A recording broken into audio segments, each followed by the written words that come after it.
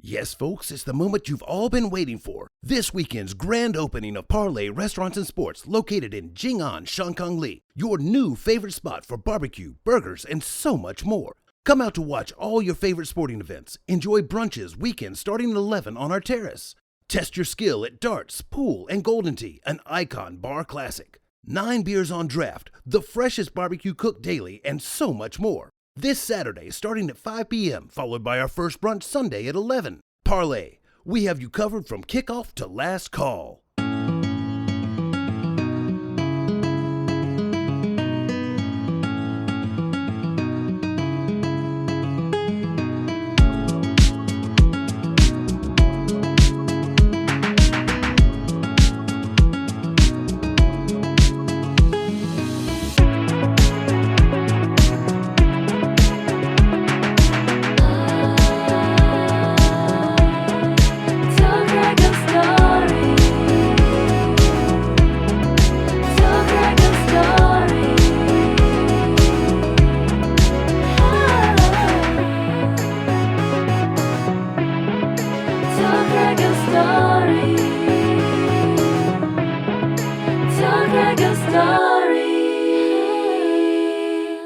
Hello everyone, Craig here. Welcome to another edition of the podcast, Tell Craig Your Story. Today we'll be speaking to Matty Walters and Aaron Choi. Now they are the co-owners of the brand new restaurant and sports bar, Parlay. Now it's located in Jingan in Shanghai. And I was lucky enough to be invited to their last call event tonight. Now Matty is a renowned chef in Shanghai and he's won numerous awards. And his specialty is Kansas City American BBQ. Now, we've got an exclusive on the podcast where they announced that they will have their grand opening on Saturday night, the 18th. So please get down there. It's going to be an amazing night.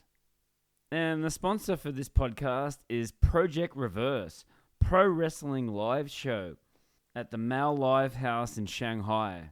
And on the card, they will feature Big Sam, who we had on the podcast a couple of weeks ago. And we've been lucky enough to be given 2 free tickets to this event. Now, what you have to do is send a private message via Wechat or send by my email address, cjmaguire@hotmail.com, with this answer. The code is Big Sam. And the first person with the correct answer will win the 2 free tickets. Friday, the 31st of May. Tickets and VIP tables are now available to be purchased. But before we go, please go to our website. We're at Podbean. Tell Craig Your Story at podbean.com. We have a link tree which tells you where Tell Craig Your Story podcast is streaming. We're on all the major streaming services. We have a YouTube account. Make sure you're subscribing and liking at Tell Craig Your Story. And we have VK for our Russian listeners and Little Red Book and Wechat for our Chinese listeners. All right, here we go. This is my chat with Matty and Aaron on Tell Craig Your Story podcast.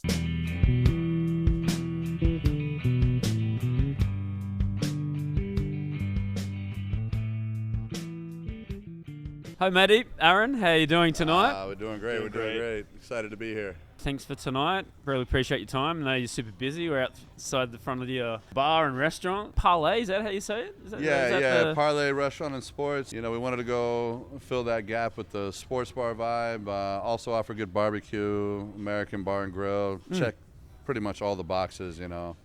So, yeah, Parlay all day. Yeah. And I met you guys a couple of years ago. Yeah. I did the 4th of July. Exactly. And you guys were doing all the food. So that was the first time I actually got a chance to taste it. So it's been 2 years since then. So tell us a little bit about where you've come from since then. That was like outside at El Santo's Mexican restaurant. Yeah, at the time, I just rebranded, old school bar legend, Camel Group. You know, such a good sports bar, and then they moved over to Xiangyang Beilu. Yeah. Wasn't quite working out how they expected it, so I came in, rebranded. We called it Smokehouse, doing American-style barbecue. It was supposed to just be a short-term consulting, turned into about a year. And it was actually a really great opportunity, good experience. And yeah, we did a barbecue wars with Zach's Barbecue from Jinjo, another guy from Atlanta, amazing pitmaster. He's been out there a long time, getting ready to open up a shop in Shenzhen. Hopefully we'll bring him back this year. How'd you meet him? He actually did some pop-ups with Camel as well. He had considered coming to work for them. So again, that job actually introduced me to him, and also he's been a great friend as well since then. Still haven't made it out to Jinjo, but I hear really great things about his barbecue as well. It's cool to see like the barbecue community growing. Yeah. Yeah. And Aaron was there at the event. We weren't quite working together yet. What were you doing at that time? I was still working in something completely different from food. I was doing something in the blockchain industry, cryptocurrency stuff. Yeah. And knowing Matt and a few friends that were also going to go there. And I just happened to be there on July 4th. And when did you guys start talking? Was it, you said after that? Yeah, we knew each other before then. A good friend of ours, Tyler Rossell, he introduced us back in before COVID, 2018-ish, I think. Yeah. And so, we were just kind of friends of friends in the good expat community, you know how it goes. Yeah. Just in the past year, I was consulting for the High Bar down on Yongjia Road, and they would host their events there maybe once a month sometimes. Yeah. And then, we just, in passing, I know Aaron's a great dude. I didn't really even know a whole lot of what he was doing anymore out here, but mentioned talking to some different investment. Ken approached me about taking over Bubba's almost a year ago. Right. So I asked if he wanted to get in on it, and he was like, yeah, sure. And it was an easy sell. Here we are. It's just me and him, left everybody else behind, and it's just me and this guy, and we did it. We still got a lot of work to do, but it's and when did it actually open? We just soft opened barely a week ago. Right. Yeah. May 1st. Yeah, May 1st. Right. Yeah. And I know friends that have opened up businesses after the second lockdown, and they've got 2 or 3 months into it, and they've had to just shut down. Yeah. And they get all these marketing experts saying, business is booming in Shanghai. It's the right time to open up a restaurant or a bar or whatever. How is it for you at this stage? Actually, we've been very happy so far. I mean, we're barely a week in. We just got our sign up 2 days ago. We haven't even got our social media going, marketing. Right. We met with our marketing director today, planning still for the grand opening. Yes. With very little marketing, just like kind of community support. It's been really, really great. Our team, they're doing a great job so far. Still, we got a lot of training, a lot of work to do. I'm very optimistic already with how things are going. And you said before that you've already got some guys that you've already worked with previously, like even in the chefs and waiters. Yeah. 100%. So, and again, I feel like this is such a unique city. It's a big city, but it's also a very small city at the same time. Yeah. Some of my old staff from Camel Group, we really got on well working together. Some of them actually wanted us to break off back in 2021 and open our own place, and I was very open for that. It wasn't the right time. My bartender here from Chongqing, after lockdown, he went home. We've been in touch for the past 2 years.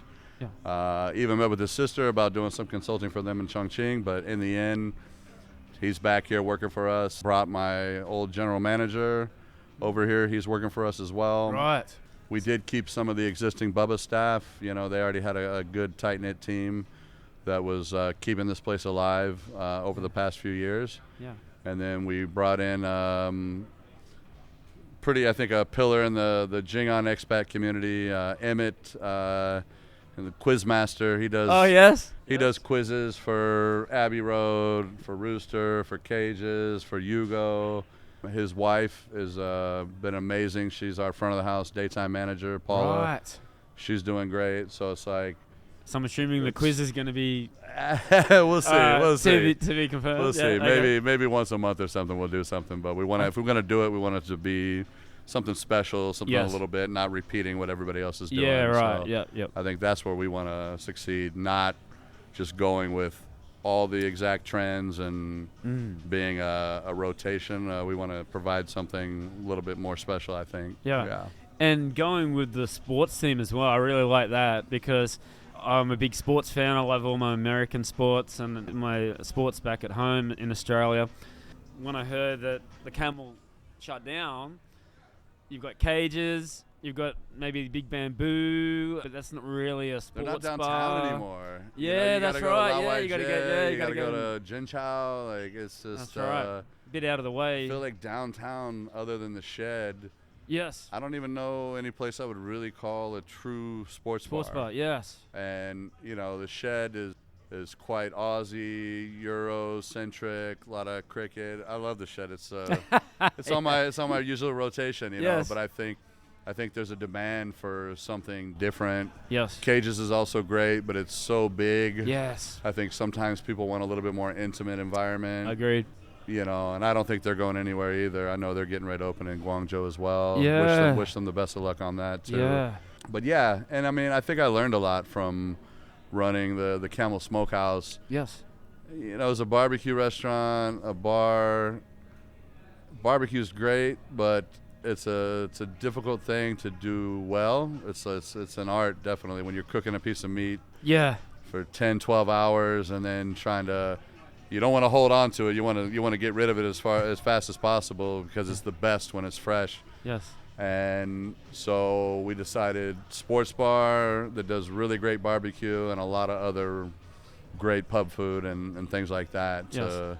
And also keep people coming back. I can't eat barbecue every day, so when you combine, I don't think everybody else can either. Oh, sorry, Matty. Yeah. No, go ahead. When you combine those two together, how many businesses are doing that in Shanghai? I think 0 right now. Yeah, that's right. Yes. Yeah, and we went through just a long 7 weeks of renovation. I know Aaron was so hard working on the backside, dealing with all the licensing and management. And is that a difficult thing to do in China? Open up a foreign restaurant? I think definitely. Shanghai? I mean, definitely for me, it's my first restaurant business venture. Right. Not understanding all the different legal requirements, number one. Number Yeah. two is just understanding how the people here work. Yeah. All the different pieces, that have to come into play. Yeah. Again, working with the construction team, working with the property management, working with the team itself, hiring, working with the accountants, and working with, the old Bubba's team when they're doing handovers and traditions. Right. And again, not really understanding, how much time it's really going to take, what's required, by law, and finding people that are smart and knowledgeable. Yes. Definitely, it wasn't me by myself doing it all. It was me, Matty, working with other friends and people in the business, asking around, just figuring out what to do. Again, it's our first one, and we want to make sure that we're doing everything right. Yeah. But it's definitely been a process and a lot of learning involved as well. Yeah, right. The menu as well. I mean, you were saying before how it's so unique and it's so difficult to do. So how do you sort of keep it so consistent, changing the menu all the time? What's your sort of strategy towards that? Well, still figuring that out. We talked about that earlier. So we're soft right now. We're doing a very tight menu of barbecue burger sandwiches. We're doing all our own smoked meats. We're curing our own ham, curing our own bacon, making pastrami, smoking it all in-house. So those are a little bit different than your classic barbecue.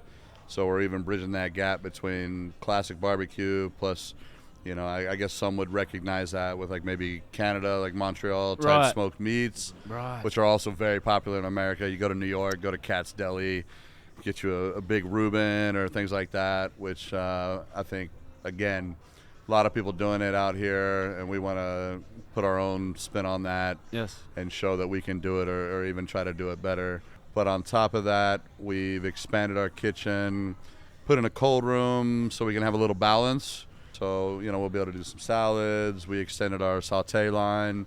Going to have some good classic, bar entrees and steak, a little bit of seafood and some pastas. So, again, it's going to be a learning curve as well, balancing those two. But that's where we're going a little bit more small batch barbecue. Yes. And making sure we can try to do the freshest daily barbecue possible. If we sell out, you show up, like, oh, sorry, try something else on our menu. We got a big smoker outside on the weekends. We're going to try to amp it up and really have a lively brunch and barbecue scene. And again, I don't know if it's going to be perfect right away, but my kitchen, we're working our ass off every day trying to make sure the barbecue's coming out great while we're adding new dishes every day. And I just see the kitchen over here, just an observation when I first walked past here. You've actually got all these logs of wood just... Yeah, I mean, we're doing it the proper way. Yeah, we got really legit. Got to thank Ken Walker. He's got a great brick barbecue pit built in the back. It takes wood logs, so we're burning apple wood, which is pretty cool. That's it's actually pretty on par with what people in Kansas City, where I'm from. I'm from Kansas City, big barbecue town. Everybody thinks Texas. No offense, no offense to Texans out there. I've lived in Texas. I love Texas barbecue. We just saw a former Texas. Yeah, right. They're all over the place. Yeah. But Kansas City is the biggest barbecue city in America, hands down. Because Texas is a state. You got a lot of different states that do, or cities that do barbecue in Texas. Austin is like an amazing. Is it just a different style, or is it just like? I feel like we don't really succumb to any style. Like Right. we'll Just barbecue original. anything. Yeah. The sauces range from on the sticky sweet side to the more spicy vinegary. I know a lot of Right. people think it's just sweet barbecue. They've never been there. They don't know that you get everything there. We host the biggest barbecue competition in America. It's like the one you want to win. Right. But it's also, in the end, there's good barbecue everywhere. It's like good fun, Yeah, good barbecue competition. banter. You know, you're talking trash with somebody else from another state. But in the end, I feel like it's all love. And it's, again, there's always different styles, and that's appreciated. It'd be boring if everything was the same, right? Yeah. So Speaking of that, how are the Chinese taken to the menu? I mean, it's not your normal Asian sort of Right. menu. So you know, I think it's actually taking pretty well. Yeah. I mean, I think barbecue is kind of a universal thing around the world. Every culture has its own barbecue. Yes, Chinese barbecue is a little bit more on the sticks and the they small like stuff, the Korean, but then they like the Korean barbecue. Korean here. barbecue as well. Yeah. I love Korean barbecue. Yeah. It's such a fun thing. But then you get into like Mongolian barbecue, Xinjiang Right. barbecue. I mean, it's just like big whole lambs. I mean, I want to go to Mongolia so bad and try. They like literally put these hot stones inside the carcass of the animal and cook it, and it looks just amazing.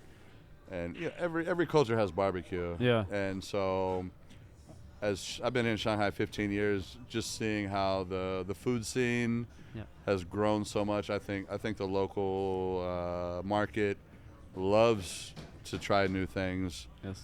They don't want to just keep doing the same thing. That's right. Yeah. Obviously, we're in a giant city. So Shanghai is such a multicultural city. It is, and that's what's so awesome about being here. You know, like bringing something new, bringing a part of my hometown. I think they're taking on to it pretty well. Do you miss home? Just quietly? A little bit. It's nice. My folks are out here right now, actually, nice. as we speak. Oh, there you go. I already sent them back. They're still jet lagged, but that makes it a little easier. You know, it's been a long, stressful ride getting this place open. Yeah. Having the mom and dad come out and give a big hug. You know, it feels good. That's a little piece of home because it's been 4 years since I've been back.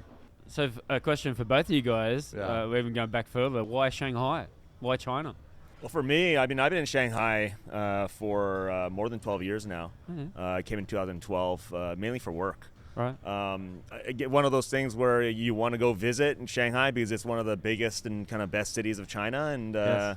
you think you're only going to be here for about a year or two. Yeah. And then you look at that, at the time and at the clock, and you realize it's been 5-7 years, and now it's been 12. That's right. So it's like I've been stuck here, but I like it. I would like to have $1 for every time I've heard somebody say, "Oh, I was going to come here for 12 months and then Yeah, go back and get the experience and then go back home." And then, Exactly. Yeah. I mean, I was living in Hong Kong for 2 years before that, and I also heard the exact same thing from all the expats that were there in Hong Kong. Right. But I left after 2 years, and I was like, I'm looking for greener pastures. I'm looking Yeah. for something bigger and better than Hong Kong, and Shanghai was that shiny pearl, that Pearl of the Orient. Right? Exactly, Yeah. exactly, which is what I was trying to find. And it's only like I want to just see it, want to experience it, and then I'll be out to some other nice spot in Asia or something. But do you think if you were back at home, Yeah. you would have got the opportunities that you would have in Shanghai? Oh no, of course not. Yeah. Of course not. I mean, which is why I left home at a very, very early age. And where were you born? I was born in San Francisco. Okay. But I grew up in Vancouver. Right. So I've lived more in Canada in my childhood, Right. but then after high school, I decided that I wanted to leave Canada because Canada is not a very I don't want to say not exciting, but it definitely is not as vibrant. Yes. There aren't as many people and there aren't as many things to do. And for somebody that wants to look outside and kind of grow more, you definitely want to be in a much more busy environment. And, the city I was living in, Vancouver, doesn't really have that. Yeah. So I decided to live in the U.S., go to school there and then after work there. But even then, it's still smaller cities compared to what you see online or in the news or anything. And back then, this is now 2010 or 2009. Yeah. People are always talking about Asia as being the next, growth area. Yeah. And it's just, one of those things where like, okay, maybe I should be there. What am I missing out on? It's nothing that I don't know what's happening here already. And so you just take a big leap of faith and you kind of jump out to a different country. And that's kind of what I did. Yeah. And Vancouver, when I was there, it rained. Oh, yeah. I was there for 7 days, and 6 of the 7 days it rained. Yeah, big reason why I didn't want to live in Vancouver, for anymore. I think it literally rains 70% of the year. Yeah, right. Wow. You Yeah. get three. It's a lot of rain. You get 2 to 3 amazing months in the summer. June, July, August, amazing weather, perfect. 20, 25 degrees. And it feels hot. A 25-degree day in Vancouver feels like a 35-degree day elsewhere. It really does. The sun is blaring on you and you feel, burned. But other than those 3 months of the year, it gets really dark really early. Yes. It rains a lot. It's dreary. It's so. A lot of people up there, I guess, in that part of the region, they always talk about seasonal something depression, SAD, SAD, as being an actual medical, not illness, but some sort of depression related to the seasons. Right. And I definitely understand people over there could have a little bit of that just because, look out the window and it's just a gray day. Yeah. And then it's gray for months on end. So yes, weather, not to say Shanghai weather is amazing, but it's bearable and it does get really hot in the winter, summers, and it gets really cold in the winters. But again, you get to see seasons, and again, part of it is also the vibrancy of the environment here, the amount of people, the different peoples here. It's amazing. And for your side of the business, are you on the more of the marketing side, like the promotional side? I'm more on the business side that doesn't have anything to do with the F&B. For me, because I have not very much experience doing food and beverage or kind of hospitality, I really rely on Matt. I really rely on the team. I rely on the people that I've worked with and that we're partnered with. For me, I know I'm not an expert. And so I'm not going to come in and say, hey, even though, I'm the boss or whatever, that I'm going to, it goes through me. No, I definitely trust the people that I work with, and I want to make sure that those have somebody else that is definitely more than an expert than I have. Because again, I don't have years and years of experience doing this. I don't even have 1 year of experience doing this. And I trust Matty, and I trust the team here that have, decades, or more with some of our team. And working with them has been wonderful, especially for someone that again has zero experience, and I'm so blessed to be able to work with the people that I have around me. Yeah. And do you think that I don't know, for me just personally, I'm waiting for the summer to come. It's slowly starting to get a little bit warmer, but in terms of business as well, like everybody's going to start coming out now. The days are going to get longer. People want to go out, have a beer, have a meal outside. Are you still looking forward to this? Oh, yeah, completely. Yeah. I mean, it's a good timing to open up the business. Yeah, I think it's perfect timing. I mean, for us, the reason why we took this spot, we took the old Bubba's location. Partially was for the location itself. It has a really, really nice terrace patio area. Bubba's in the past has been known to hold very, very large annual kind of parties, with their festivals and all these things. And we feel that, with Parlay, we can definitely kick that up a notch. Yes. We can kind of utilize the space that we've been given and really make, really, really good use of it. Again, summer's going to come out, weather's going to be great, and people want to find fun events to attend. The weekends are going to be good here. Do you have restrictions on how late you can stay open? Well, what's we're still testing the waters on that one. We've already had plenty of 3 a.m. nights going home with good crowds.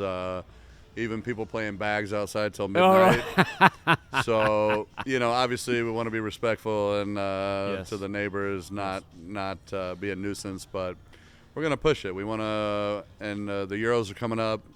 We plan on There you go. being open. You know, I was lucky enough to see what it's like to host the Euros in 2021 at Camel Right. Smokehouse, and we would be open till 6 in the morning. Yeah. So that's, Well, that's we what I'm plan to thinking. do that. Yeah. And Yeah. Actually, tonight, we actually have our first preview to that. We're actually going to host a group of, football fans.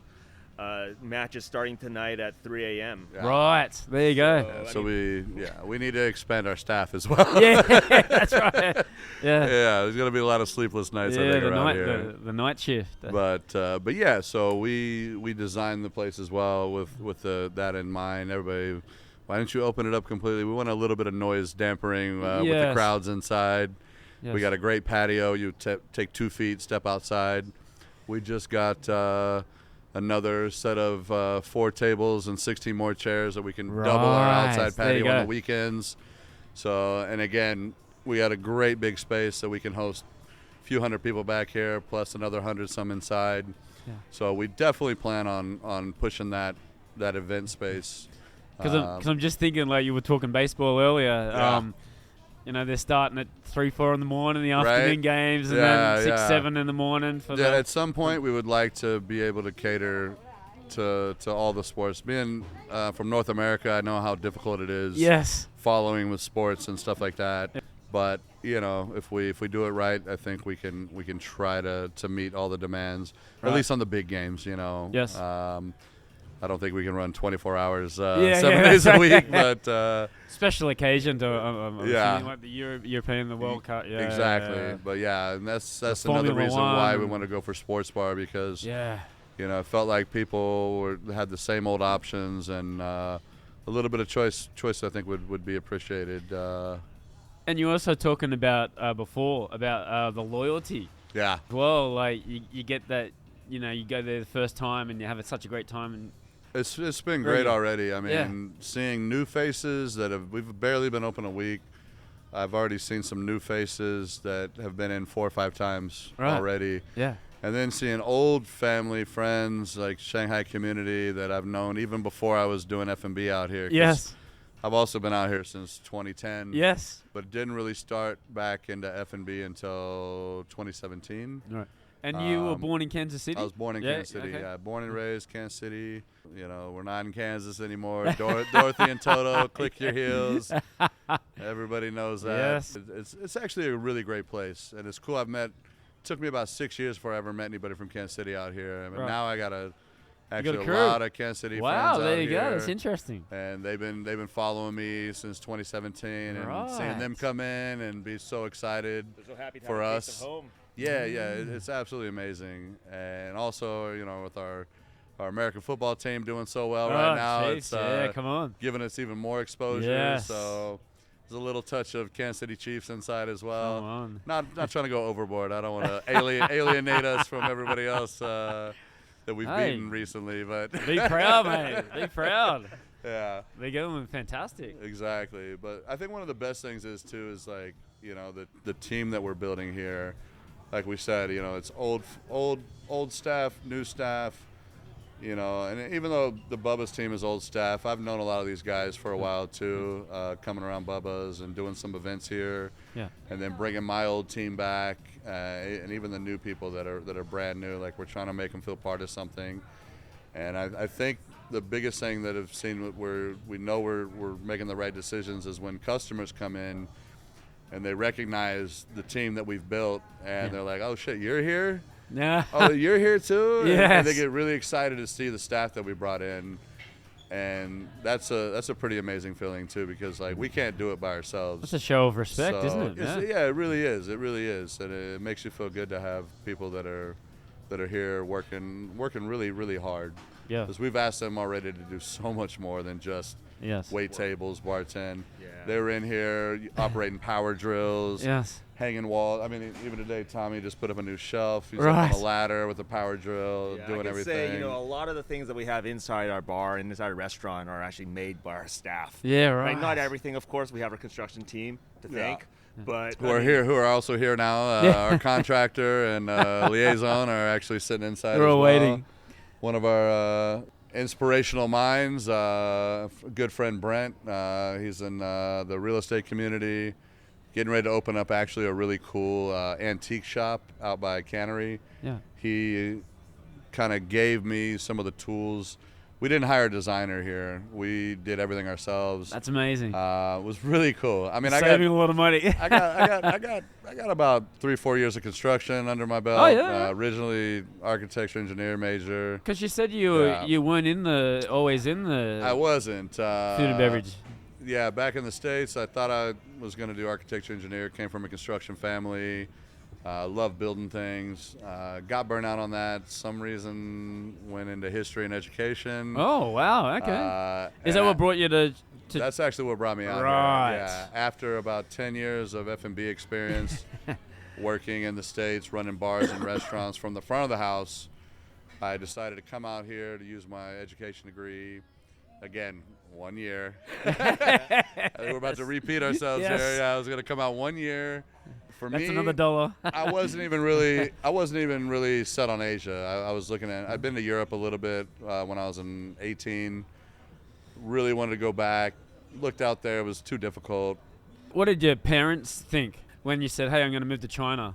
They 'Cause- were a little bit Yeah.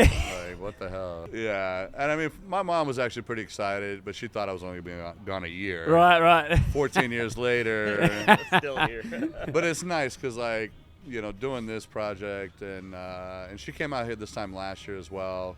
And we didn't travel. We just stayed in Shanghai, and I really got a chance to introduce her into my friends. And Exactly. we're literally just hopping around, hanging out with people. And for the first time, and at that time, 13 years, she a long turned to time. me. She turned to me and said, "All right, I really understand now Yes. why you like it so much here." And then to see him come back as well for the opening, and that's getting amazing. getting her to see all this, you know, Yeah. because even, you know, it wasn't so easy from COVID being an F&B, and I actually got stuck in Dallas. I went back to help my parents move. They retired and moved from Kansas City to Dallas, Texas. So, you know, I got stuck a whole year in Texas in 2020 Wow. during COVID. Came back, you know, kind of rebuilt what I'd been building in the F&B community.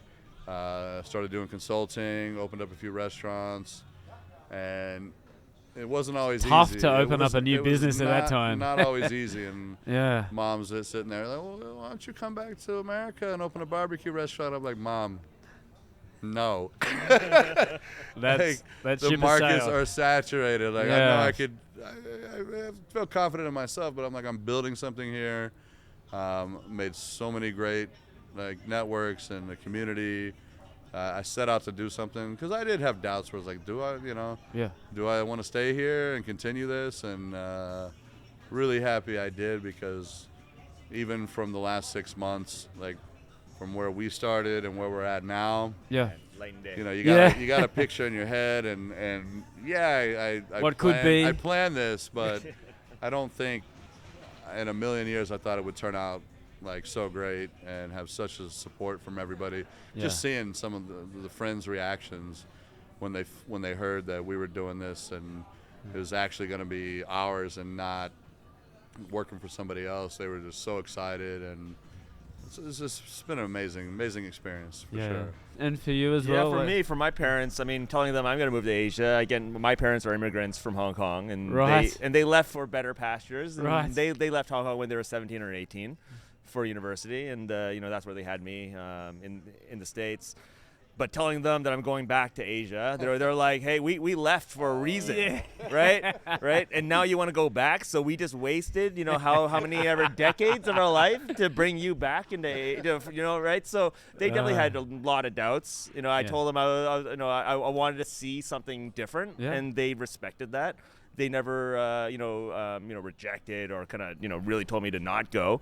But they were very, very doubtful that I would stay. They were always also hoping that I would go back eventually and move back to Canada. Yes. But I think now, they're pretty happy, where I'm at. And I think they understand the reality is that there is stuff to do out here and that it is growing. Not to say that, Canada or the U.S. are bad places. No, they're great as well, but everybody finds their own spot. Yes. And I think after being here for so many years, you kind of see that happen.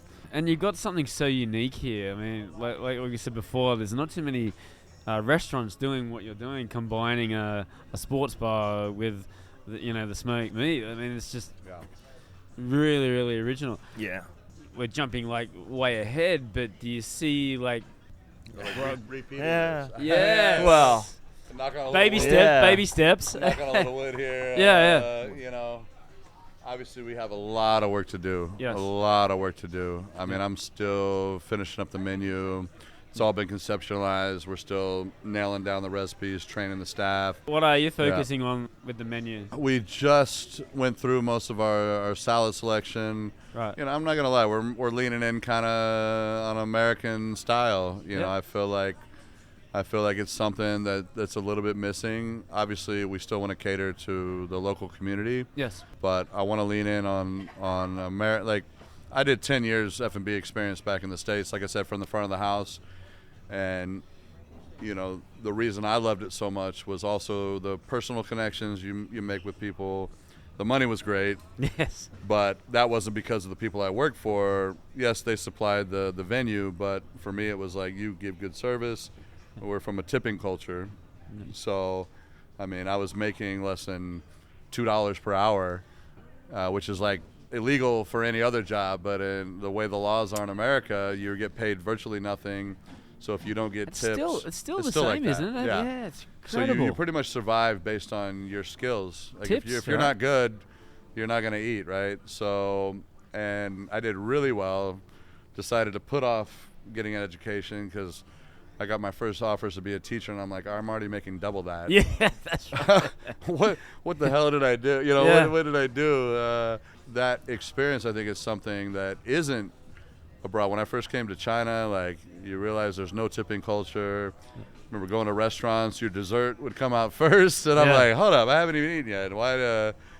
Where's the appetizer? Where's the dessert? Things like that. And again, that was 14 years ago, and from what I've seen is that even the local market appreciates good service. Yes. We're into the digital age. You got Dianping, Yes. all KOLs and social media, and they care about that. They care about good service. I opened Yes. a restaurant for another group. I won't mention the name, but a really, really big group. They're blowing up all over China. We opened a Tex-Mex barbecue place back in 2022, right after lockdown. Yeah.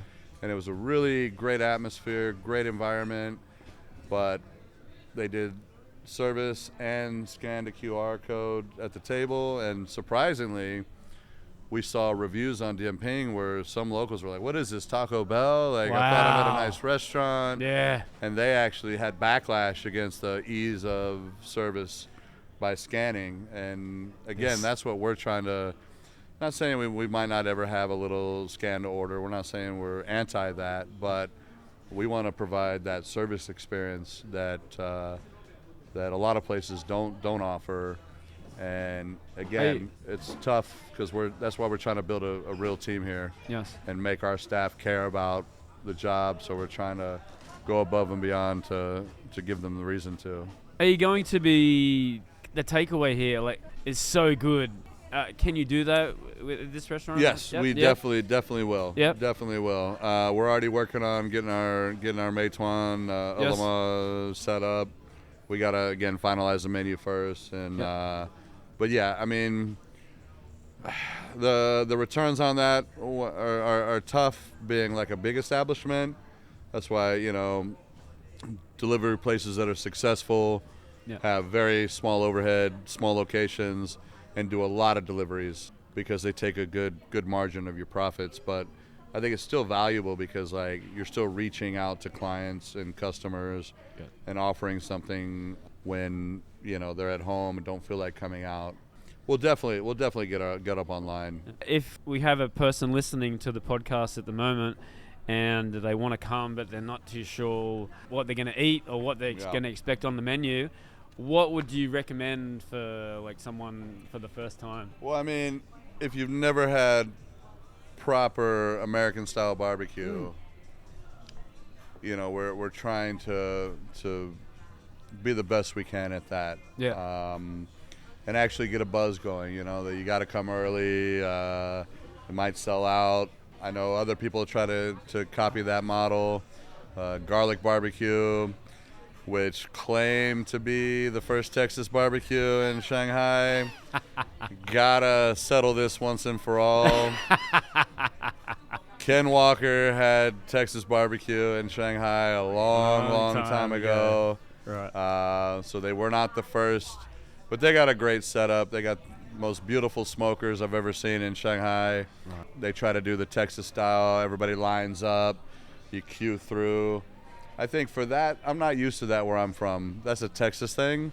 They start cooking early in the morning. Everybody shows up at 5 a.m. Oh, wow. People seriously queue at 5 in the morning like cattle.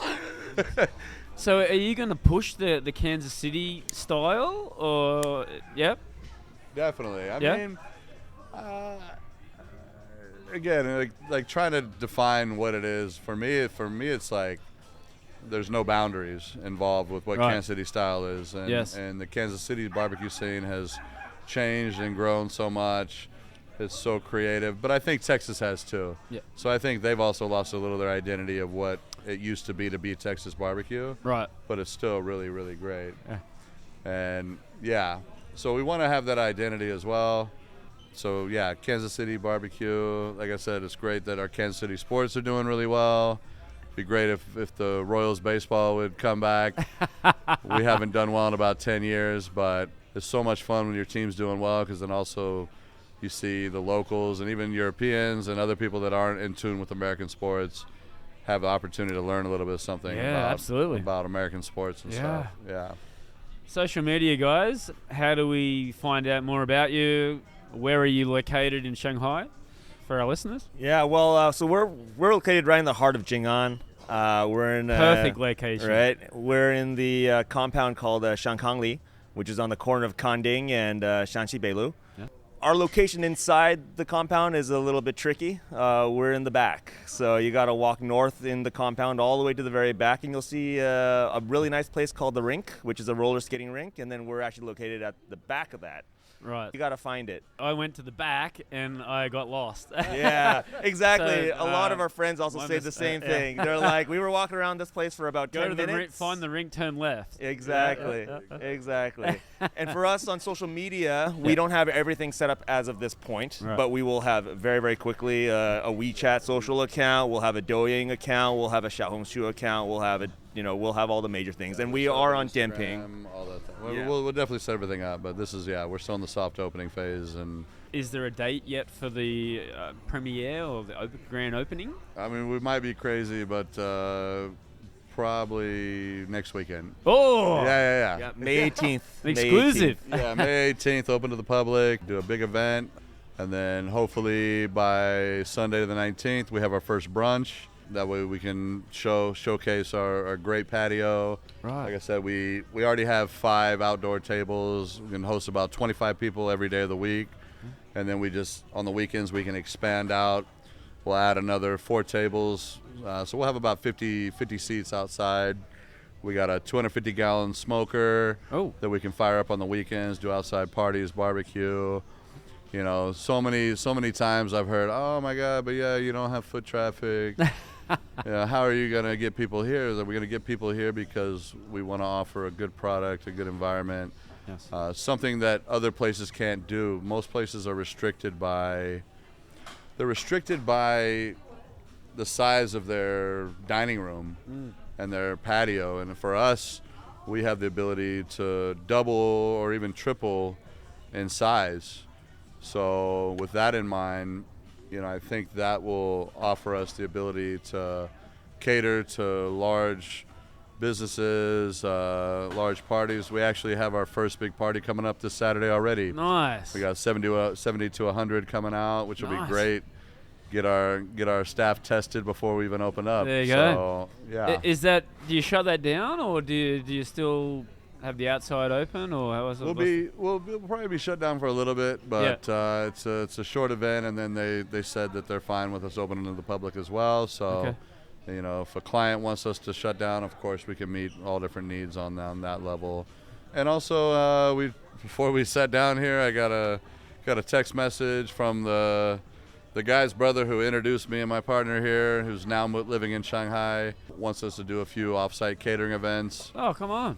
So we plan on offering that as well. Yes. Before I was doing restaurants, I was running events and catering. We did multiple events up to 500 people. There you go. So I feel very confident in our ability to scale and go off-site, and which will just, I think, also be good for the brand. And, again, get to share our product and our business with everybody else. Because when you were doing those, when we played that time, it was just a real good vibe. Really was. Yeah. And I don't know, did we tell everybody that you were at the 4th of July event we did in 2021? Craig and his band were completely rocking out. Yes. Yeah, that was amazing. You guys were ripping like Skinner and like the best 4th of July like playlist. It was just like, just play your all American you're like, what do you want us to tunes? play? I was like, whatever, man. Like just do your thing. And you guys nailed it, man. It was amazing. It was good fun. Such a good fun.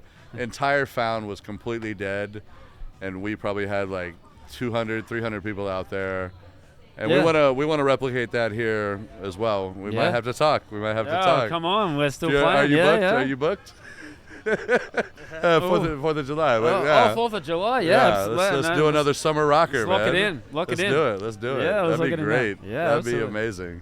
Yeah. Guys, thank you so much for your time. Really love this. You've already sold me with the sports bar. Yeah. There's not too many sports bars here in Shanghai, so I got my baseball, I got my rugby league at home. Yeah. I'm down.